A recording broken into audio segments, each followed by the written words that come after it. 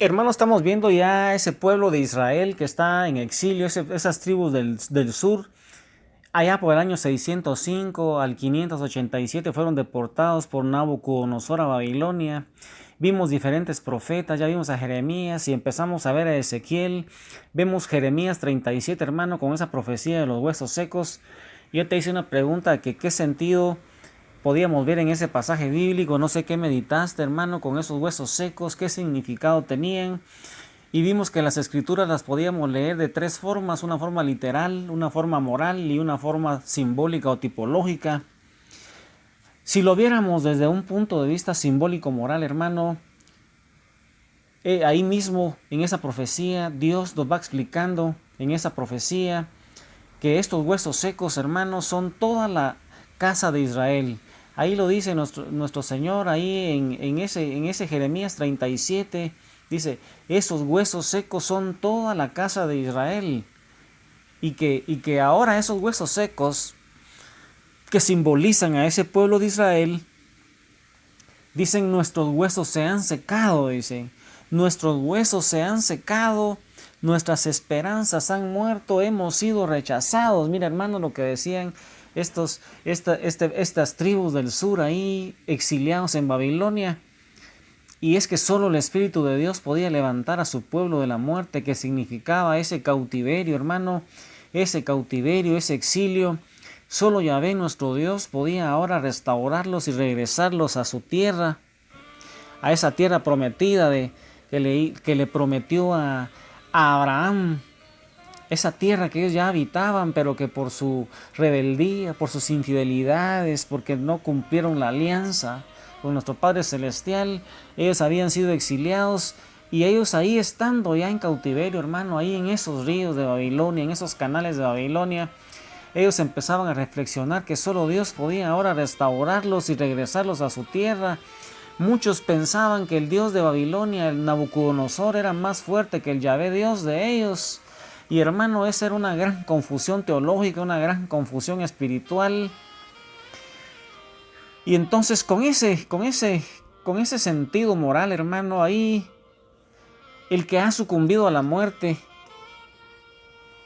del alma por el pecado, como vimos anteriormente, cuando vemos esta en forma moral, hermano, el exilio es como que si hubiéramos pecado con un pecado mortal, ahí nuestra alma sucumbe y que puede levantarse solamente por la gracia de Dios, que envió a Jesús a morir por nosotros, para redimirnos, para comprarnos. Solo Dios puede restaurar la vida del alma con el perdón de la confesión, con un previo arrepentimiento nuestro y un propósito de enmienda. Así, hermano, ese exilio podría representar un pecado mortal, y de saber que solo Dios puede salvarnos, que no importa el pecado, que no importa el color de nuestro pecado, si nos arrepentimos, Él tiene poder para ayudarnos. Podría ser un significado moral de esta profecía.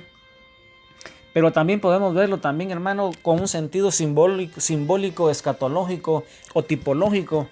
Y entonces esos huesos secos, si lo viéramos con un sentido simbólico de los últimos tiempos, como una figura de los últimos tiempos, es también una visión profética de la resurrección de los muertos o la resurrección de la carne al final de los tiempos, hermano. Mira cómo podemos nosotros poner esos textos, cómo podemos leerlos, hermanos, según el contexto histórico, sabiendo las diferentes formas de poder leer las escrituras. Y yo, hermano, quisiera hoy también hacerte una pregunta: ¿de qué libros crees tú, hermano, que tenemos durante el exilio? Según lo que te dijimos en la predicación pasada, hermano, hay otros libros. Es el tiempo del exilio. Recuerda, hermano, que ya estamos acá, estamos en el exilio, estamos en Babilonia. Ese tiempo del exilio es tratado muy brevemente en los libros llamados históricos. Cuando tú oigas, hermanos, los libros históricos como el profeta, como los reyes, como el libro de crónicas. Pero los libros de Jeremías, hermano, como observamos, y vamos a ver posteriormente también a Daniel, a Ezequiel, van complementando muy bien esta época del exilio. Y yo quisiera hoy, hermano, que viéramos al profeta Daniel.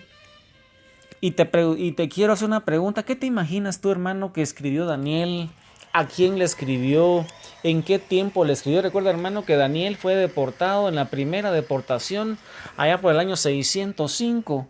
Y el libro de Daniel, hermano, es una magnífica fuente de información sobre esa situación de las tribus del sur, esas tribus de Judá, en este tiempo del exilio. Recuerda, hermano, que están exiliados en el pueblo de Babilonia. Babilonia es el poder mundial que está reinando en este momento.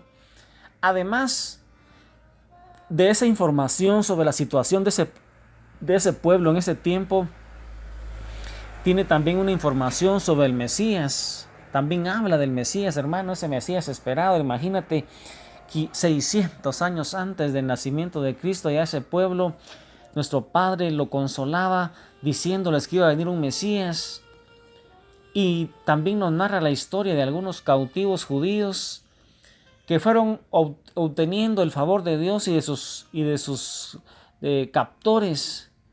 También dado su comportamiento en el exilio, ahí van a haber unos personajes, hermano, que con Daniel van a formar parte de esa historia de esos judíos que fueron cautivos, pero que fueron siendo purificados. Y también vamos a ir viendo que el libro de Daniel tiene visiones, tiene sueños de Daniel, que van simbolizando la soberanía de Dios, así como la soberanía de su reino por venir sobre todos los demás reinos de la tierra.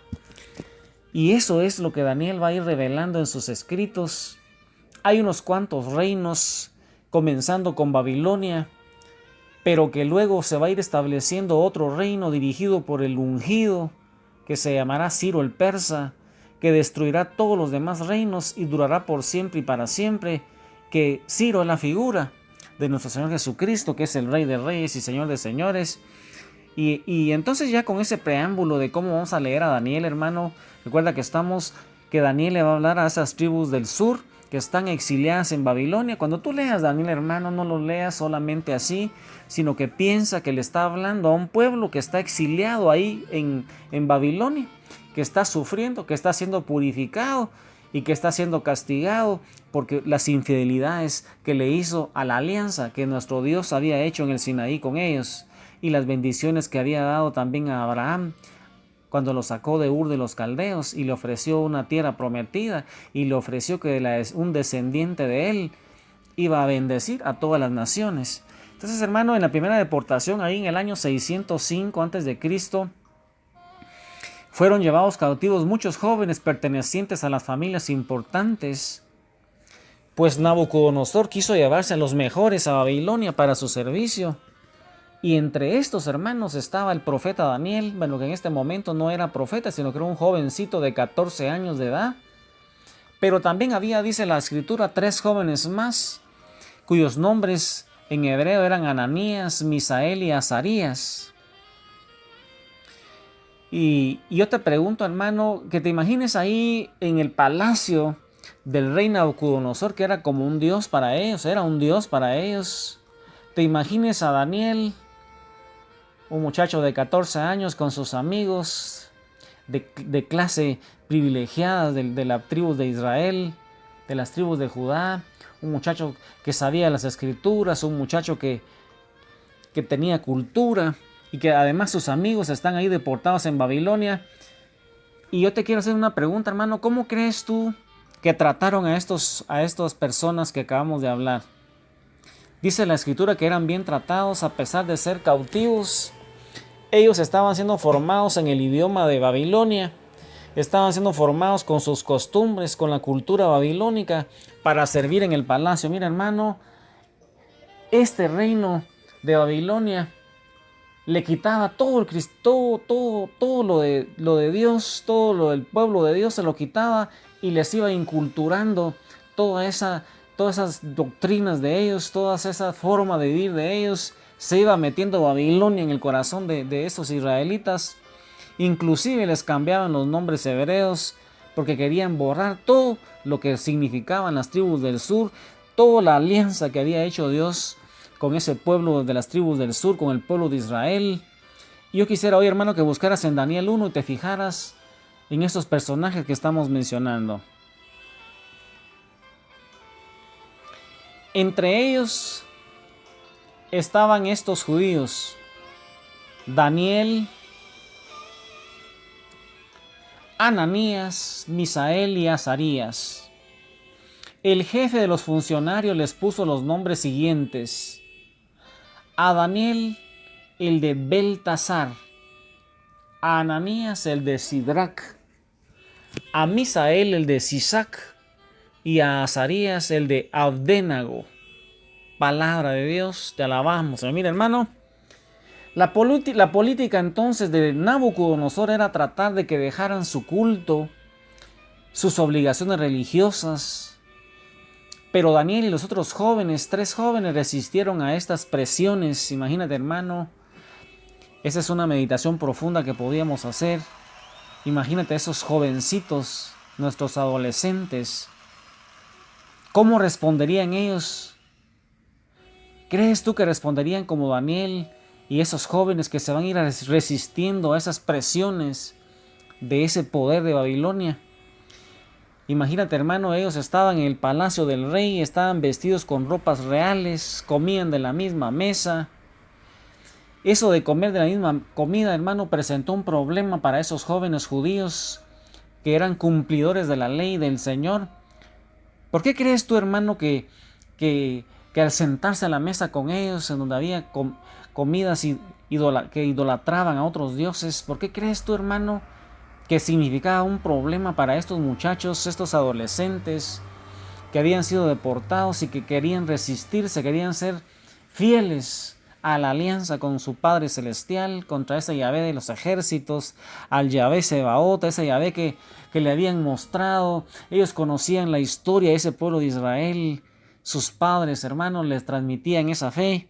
Y eso, hermano, tenemos que meditarlo nosotros si estamos haciendo lo mismo con nuestros adolescentes que están haciendo la primera comunión y están haciendo la confirmación. Muchos de ellos no pueden resistirse muchas veces a las acechanzas del maligno en un mundo que se ha descristianizado con las tentaciones del mal también. Recuerda, hermano, que el enemigo va a ser suelto en estos últimos tiempos para que nos tiente a nosotros, y tenemos que llenarnos de gracia con María Santísima. Sigamos rezando el rosario y meditando estas enseñanzas.